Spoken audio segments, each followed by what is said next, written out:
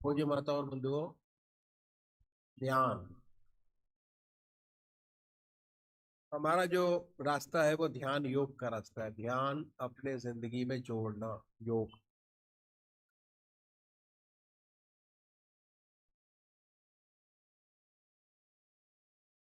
कैसे जोड़ेंगे? इसकी तरीकत जो हमारे सदगुरु ने हमारे सामने रखी, आपके सामने बहुत डिटेल में बताने की कोशिश करूंगा।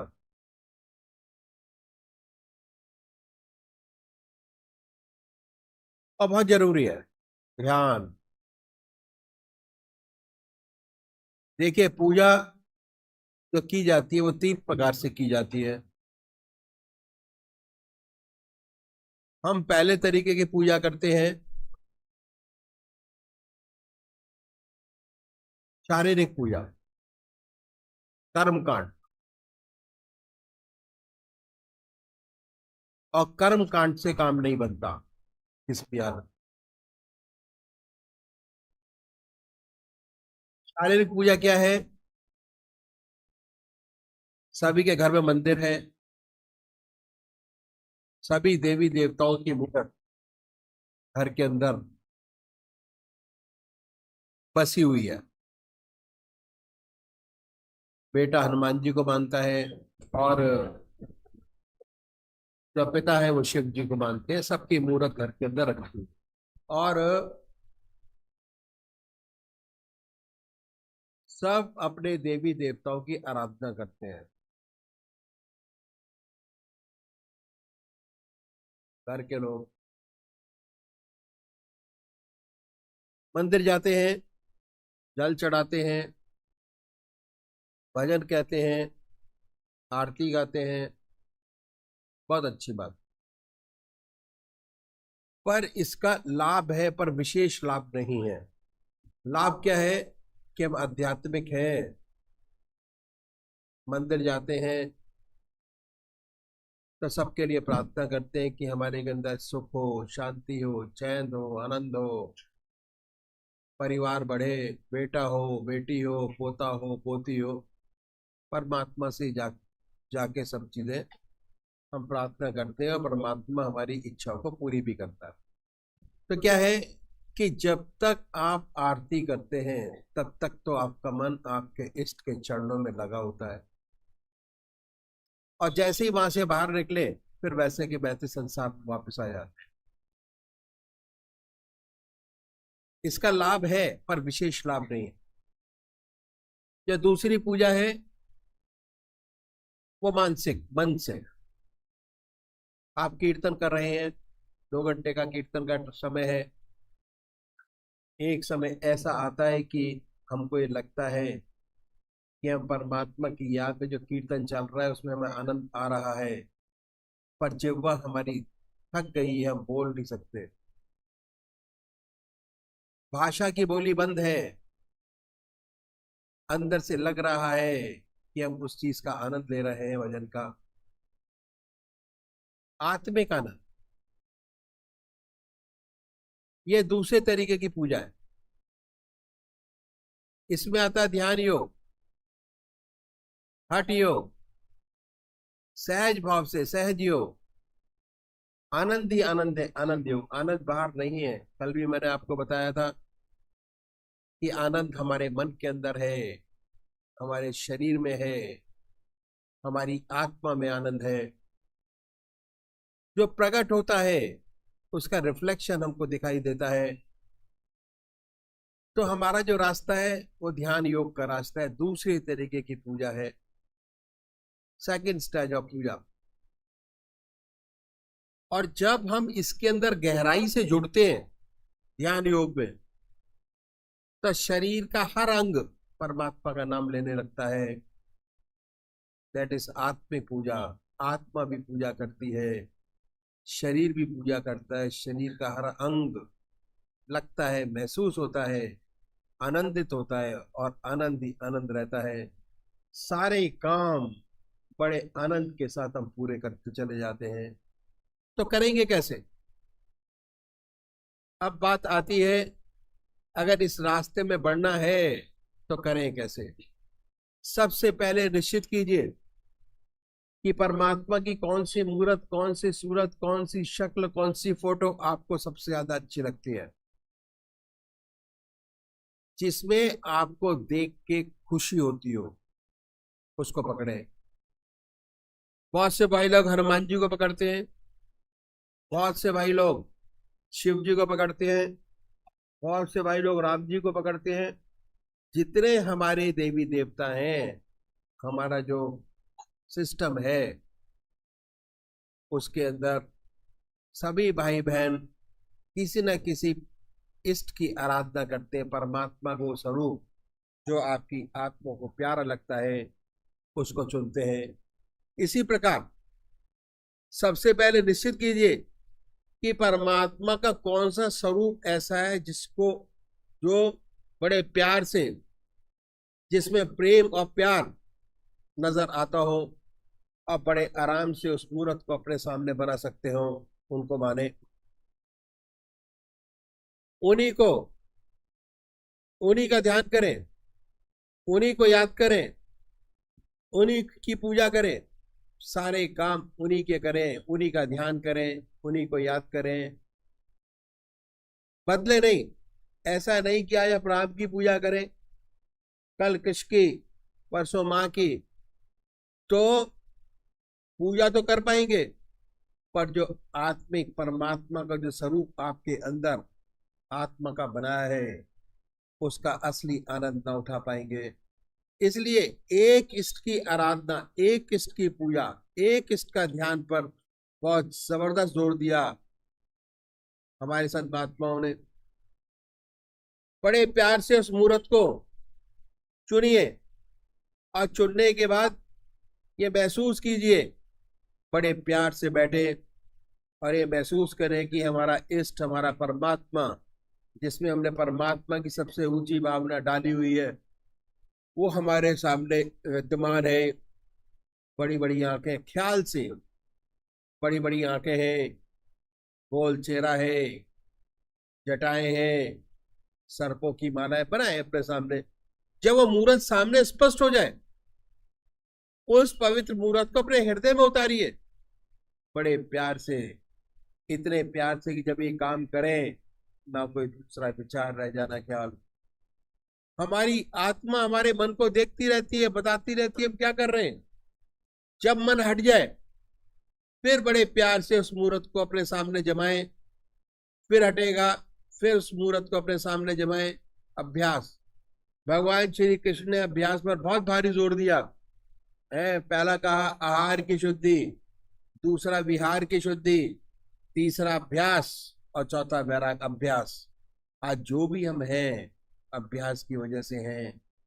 जैसा भी करते हैं, हमको उस चीज का अभ्यास करते करते, उसका एक्सपीरियंस करते करते इतनी नॉलेज हो जाती है उस रास्ते में, कि जैसे ही हम ये अभ्यास करेंगे, एक समय ऐसा आएगा कि ना कोई दूसरा विचार रहेगा, ना ख्याल।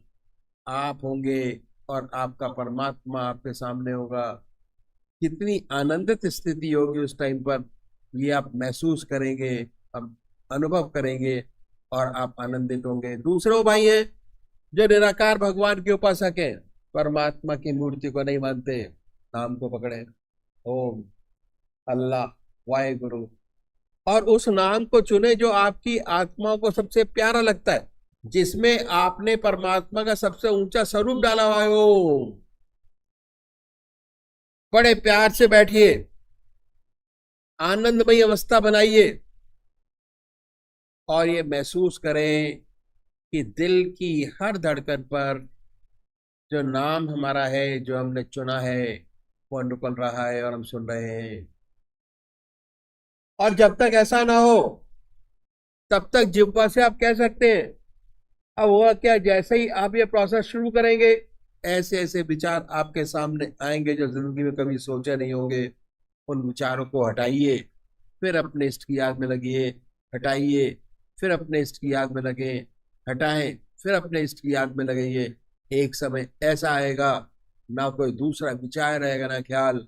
आप होंगे आपका इष्ट आपके सामने होगा। तो अभी एक भजन होगा, और भजन के साथ साथ सभी भाई बहन अपने अपने इष्ट का, अपने अपने परमात्मा का, अपने अपने वो स्वरूप जो आपकी आत्मा को प्यारा लगता है का ध्यान करेंगे। रिंग बिहार भजन कहेंगे। गुरु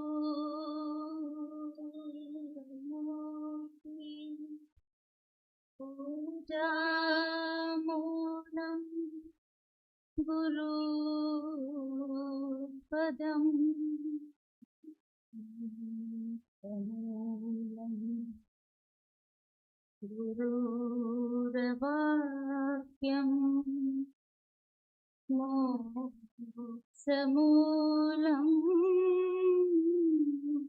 गुरु गुरुर्ब्रह्मा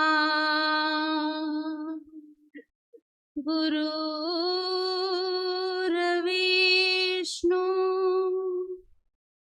गुरुर्देवो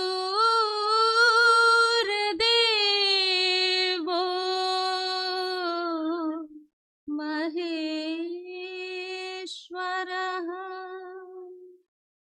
गुरुर्साक्षात् परं ब्रह्म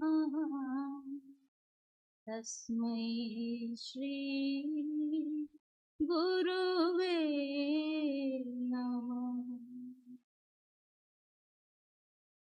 अखण्डमण्डलाकारम् व्याप्तं येन चराचरं तत्पदं दर्शितं येन तस्मै श्री गुरुवे नमः।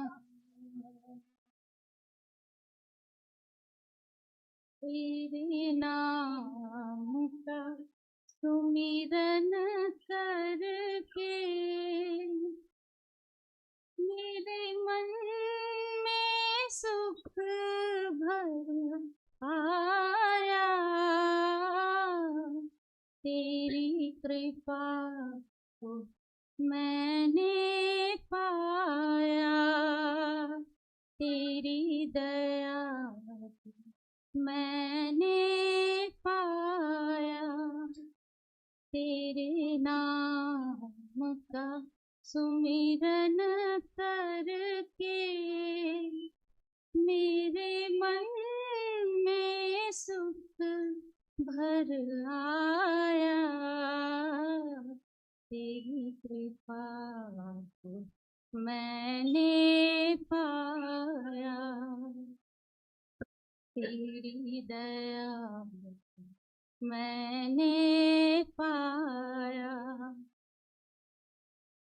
दुनिया की ठोकर खा कर जब हुआ कभी बेसहारा, दुनिया की ठोकर खा कर जब हुआ कभी बेसहारा,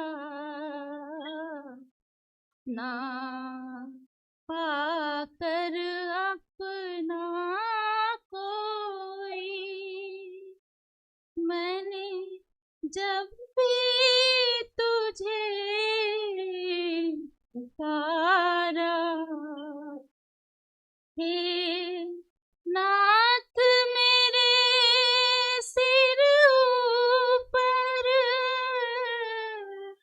हे नाथ मेरे सिर ऊपर तूने अमृत बरसाया। तेरी दया मैंने पाया, तेरी कृपा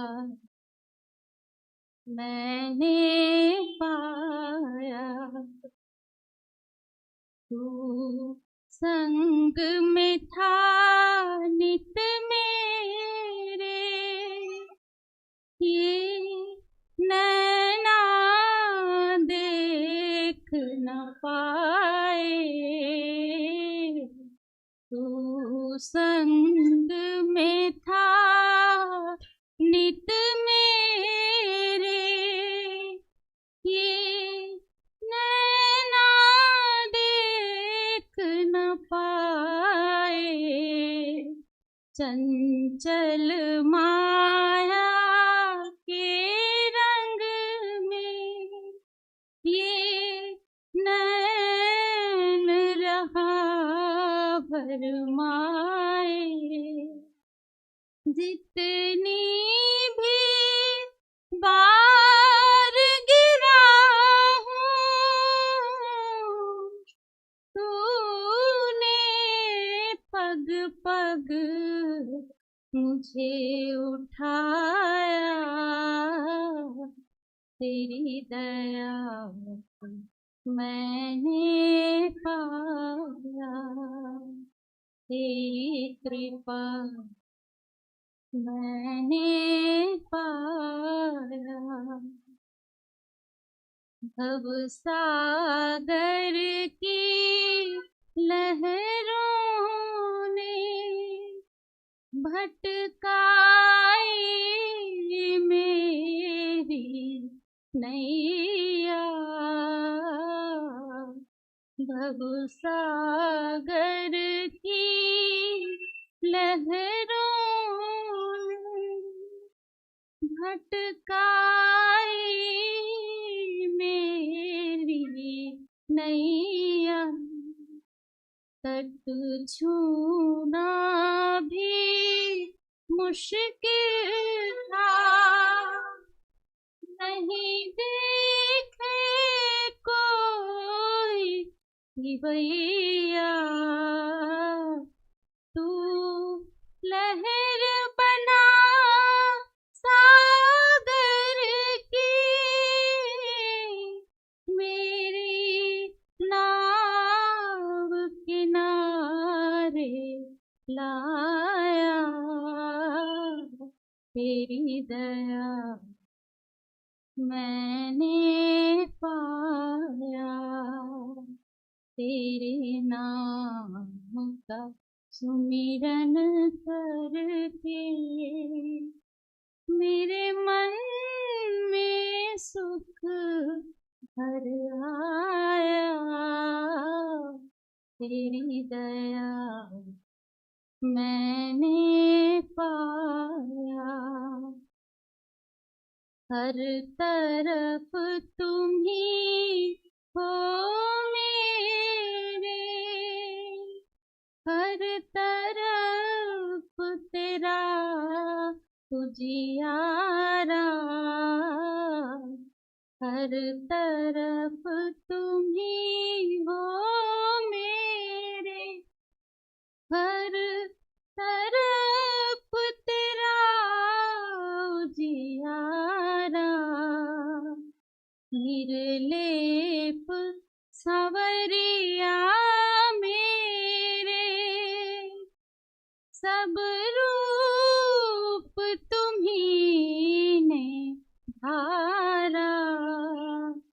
निर्लेप गुरुवर मेरे, सब रूप तुम्ही ने धारा। तेरी शरण में आकर गुरुवर, तेरी शरण में आकर गुरुवर, तेरा तुझ ही को चढ़ाया। तेरी दया मैंने पाया, तेरी कृपा मैंने पाया। तेरे नाम का सुमिरन करके मेरे मन में सुख भर आया।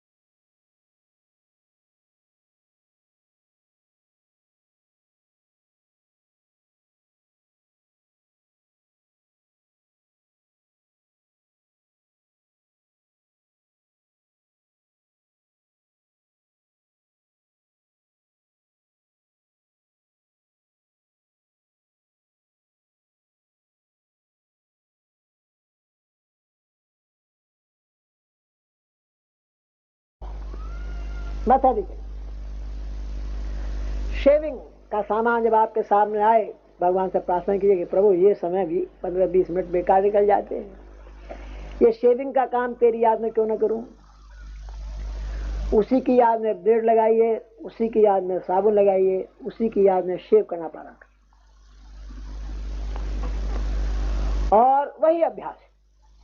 यहां भी वही बात कर रहा है, कभी कभी मन इधर जाएगा, लेकिन अब ज्यादा नहीं जाएगा, क्योंकि आप उस ग्रुप में आते चले, ध्यान की ग्रुप में आते चले जा रहे हैं। एक चीज आपकी सिद्ध हो चुकी है, आपका मंजन करने का जो तरीका है वो ईश्वर में हो गया, परमात्मा की याद में आप करते हैं ब्रश। तो धीरे धीरे अगर उसमें 4 महीने लगे थे उस आदत को बनाने में, तो इसमें 3 ही महीने लगे। 3 महीने में ही आपको ऐसी सुंदर आदत बन जाएगी कि जब शेविंग का सामान आपके सामने आएगा, आपका हृदय भगवान की याद में डूब, सारे ख्याल छोड़ के परमात्मा की याद में डूब, उसी की याद में की। जब उठाएंगे तब कोई और दूसरा विचार दुनिया का आएगा, इस बीच में नहीं आएगा। अब हर व्यक्ति, हमारे देश में तो ऐसा मौसम है कि हर एक व्यक्ति नहाता है, रोज स्नान करता है। हम स्नानागृह में जाते हैं, बाथरूम में जाते हैं नहाने के लिए, और मन करता है कुछ गुनगुनाने के। आज के बच्चे बाथरूम में सिनेमा की कोई ट्यून निकालते हैं, गाते हैं, गाने का मन होता है। जब हम जाते हैं बाथरूम में, तो क्यों ना परमात्मा की भक्ति का रसा हुआ कोई सुंदर भजन गाएं, परमात्मा की याद में सुंदर भजन गाते जाएं और स्नान करते जाएं। जो नहीं गाते न गाएं, लेकिन उसके ध्यान में, उसकी याद में स्नान करें। और कहीं कभी कभी ऐसा विचार कर लें कि आप अपने इष्ट देव को स्नान करा रहे हैं, खुद नहीं कर रहे, तो सोने में सुहागे का काम हो जाए।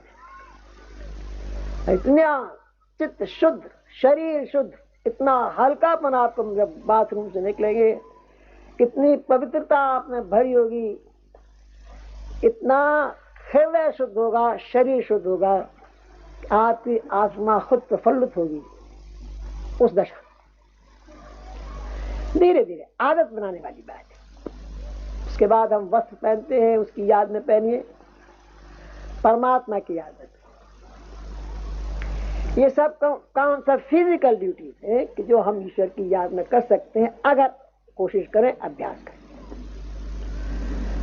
उसके बाद बहुत से लोग घूमने जाते हैं, प्रातःकाल टहलने जाते हैं, वायु सेवन करने जाते हैं, और इस सेवक ने तो ये देखा है कि 99% जो घूमने लोग जाते हैं वो या तो व्यापार लेके चलते हैं या दफ्तर लेके चलते हैं। ग्रुप्स होते हैं, 5-5, 6-6 के मिलके जाते हैं। उनकी वार्तालाप उन्हीं विषय पर होती है कि जहाँ वो काम करते हैं, या तो बिजनेस की बात करते चले जाते हैं या दफ्तर की बात करते चले जाते हैं। उधर ही मन रहता है, संसार में ही मन रहता है। वो समय इतना सुंदर होता है, मंद सुगंध वायु बहती होती है, चिड़ियां चहचहाती होती हैं, मालिक का नाम लेती होती है। तो जरा भी हम अपना हृदय फेरें, परमात्मा की तरफ कर लें, तो हम उस समय के यूनिजन में आ जाएं, प्राकृतिक प्रकृति के यूनिजन में आ जाएं। वो तो भगवान की याद कर रही है, हम भी बड़ी आसानी से परमात्मा की याद में लग सकते हैं। वायु सेवन का सेवन, हृदय पवित्र, प्रभु की याद। तो ये जितने काम है मॉर्निंग रूटीन के, जिसमें हम 2 घंटे या 2.5 घंटा लगाते हैं, अगर हम अभ्यास करें तो बहुत जल्दी ही परमात्मा की याद में हम ये सारे काम कर सकते हैं। और इस प्रकार 2 घंटे हमारे पूजा के और बढ़ सकते। 10 घंटे, 24 में से 10 घंटे बड़ी आसानी से, बड़ी सरलता से हमारे अपने हो गए।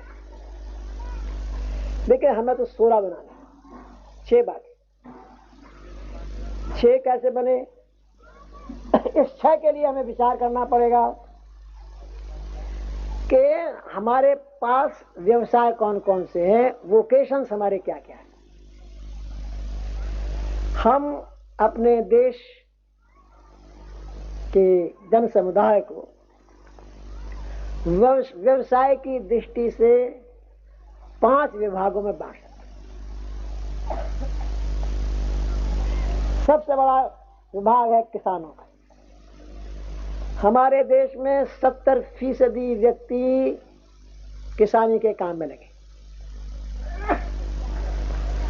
उसके बाद दूसरा नंबर है बिजनेस, व्यापार।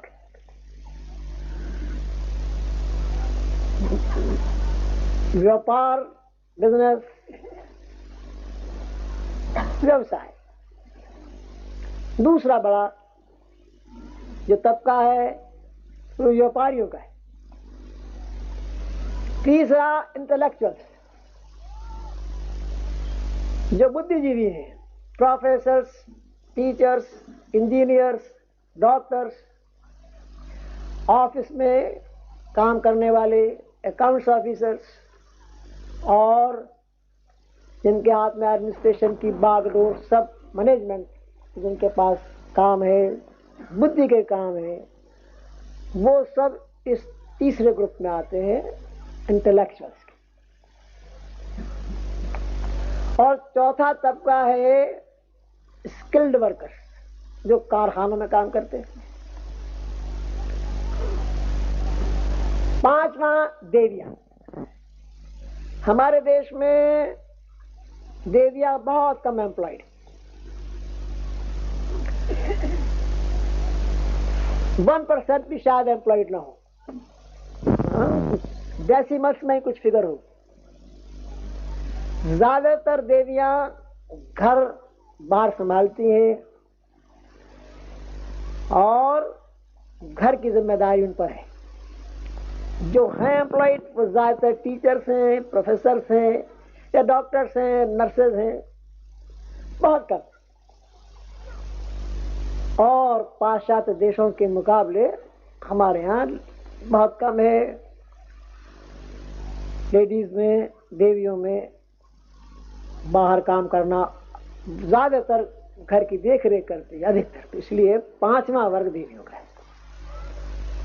अब हम एक एक वर्ग को लेंगे और ये देखेंगे कि क्या समय हमें मिल सकता है अपने 6 घंटे बनाने के।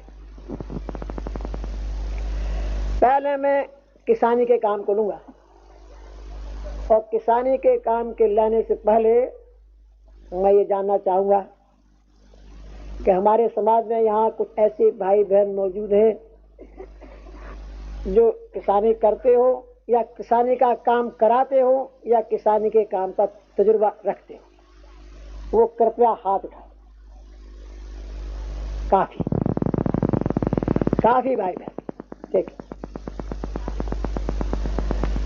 हमारे देश में, जैसा मैंने कहा, 70% व्यक्ति किसानी के काम में लगे हुए हैं। अब हम किसानी के काम को गौर से जरा देखेंगे। किसानी का सबसे बड़ा महत्व का जो काम है वो हल चलाना है। अब तो ट्रैक्टर से जमीन जुतने लगी है, लेकिन अभी भी ट्रैक्टर इतने नहीं है। बैलों से, भैंसों से अभी भी खेती जुतती है। अधिकतर लोग अभी भी पुराने ढंग से ही खेत जोतते हैं। आधुनिक ढंग से जोतने में तो बड़ी सहूलियत है। ट्रैक्टर पर आप बैठे हैं, जिधर मर्जी घुमा के ले जाइए। एक दफा एडजस्टमेंट करना पड़ता है खाली, उसके बाद तो घुमाना ही रहे। उसमें ज्यादा आपत्ति वाली बात नहीं। लेकिन जो हल चलाना है बैलों के साथ, उसमें थोड़ी स्किल की आवश्यकता है, उसमें कुछ एहतियात की आवश्यकता है। और एहतियात ये रखनी पड़ती है कि कहीं जो फलका है, हल्का, वो बैल के पैर में न लग जाए। और दूसरे, जितनी जमीन आप गहरी खोदना चाहते हो उतनी खुदे, ज्यादा न खुदे। इन 2 बातों का ध्यान रखना पड़ता है। लेकिन धीरे धीरे हल चलाते चलाते किसान इतना एक्सपर्ट हो जाता है चलाने में, हल चलाने में, कि वो बात भी करता जाता है और हल भी चलाता जाता है। किसान अपने 14-15 वर्ष के बच्चे को ही हल चलाना सिखा देता है। बड़ी अच्छी तरह हल चलाते हैं बच्चे, बहुत माहिर होते हैं, बातचीत भी करते जाते हैं और हल भी चलाते जाते हैं। और अक्सर आपने देखा होगा कि थोड़ी देर हल चलाने के बाद किसान कुछ न कुछ गाने लगता है। कोई आला उदल का किस्सा गाता है, तो कोई नौटंकी का गाना गाता है, तो कुछ न कुछ अलापता है। फिर रसा भरा भजन भी गाए, क्यों ना ईश्वर की याद में भजन गाए। और पहले हमारे देश में ऐसा ही था, कल्चर ही ऐसा। और पुराने जमाने में जो हिंदुस्तान का सच्चा कल्चर था वो गांव में ही था, विलेजेस में।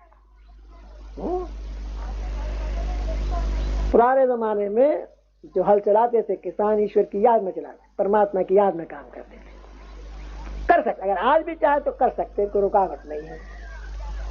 जो भाई यहाँ बैठे हैं वो मेरी बात से सहमत होंगे, कोई परेशानी नहीं है, भगवान की याद में हल चला, सब गर्दन ला रहे हैं। तो ये समय हम भगवान को दे सकते, काम करते हुए दे सकते। दूसरा है किसान का काम बीज बोना।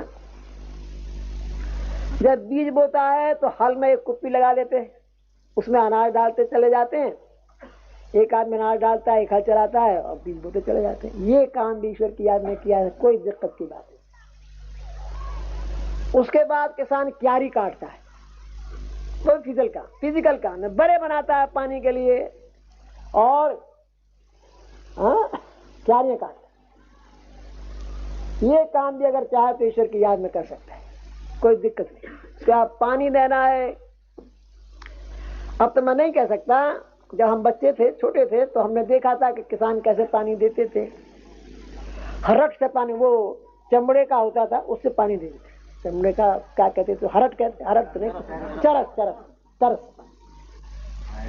चरस से, जी हाँ, चरस से पानी देते थे। दो किसान काम करते, दो बैल, आए राम, उसने बैल रोक दिए, पानी दे दिया। जब पानी दे दिया कि चलो राम, तो उसने बैल हाँक दिए। आए राम और चलो राम में सारा जल दिया जाता था, किसान खेत भरता था। निरंतर ईश्वर की याद में पानी देता। उसके बाद खेती का काटना, वो तो ईश्वर की याद में, कोई दिक्कत नहीं है। फिर दाह चलाना, अब तो मशीनें हैं, कोई परेशानी नहीं है, देते खटाखट मशीन काम करती है, ऐसे ही नाज निकल जाता है। सच ये है कि किसानी का कोई भी काम ऐसा नहीं है अगर किसान चाहे कि जो परमात्मा की याद में ना कर सके। 16 घंटे की बात तो क्या, वो 24 घंटे अपने बना सकता है। आधा घंटा सुबह पूजन का, आधा घंटा सायंकाल पूजन का, आधा घंटा दोपहर भोजन का, आधा घंटा रात्रि भोजन का, 6 घंटे सोने के और दिन भर काम के।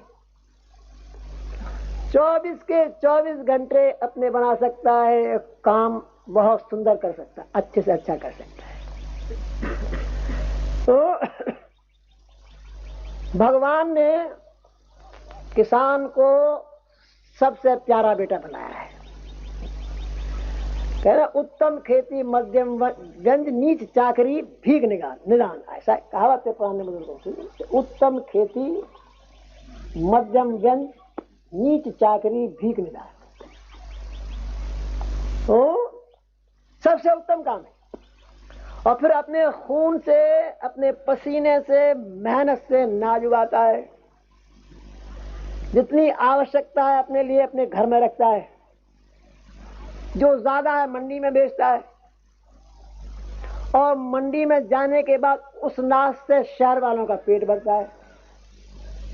तो उसका व्यवसाय ही ऐसा उपकार का है। 24 घंटे के 24 घंटे अगर चाहे किसान तो ईश्वर की याद में बिता सकता है, कोई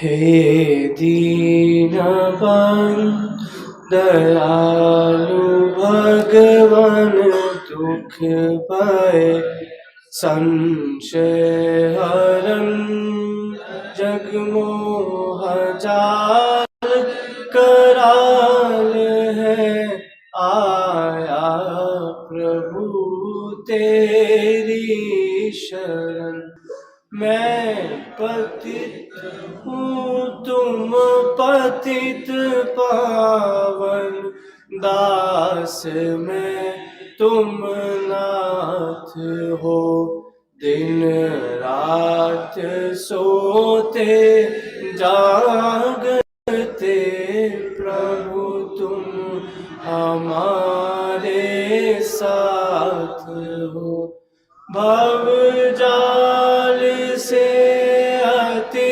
त्रसित हूँ करता बने हो हे पिता कर जोड़ कर अति दीनता से नाथ यह वर मांगता गुरु के चरण में प्रेम और गुरु भक्ति मुझको दीजिए श्रद्धा बड़े गुरुदेव में ऐसा अनुग्रह कीजिए सर्वस्व अर्पण कर सकूं प्रीति बड़े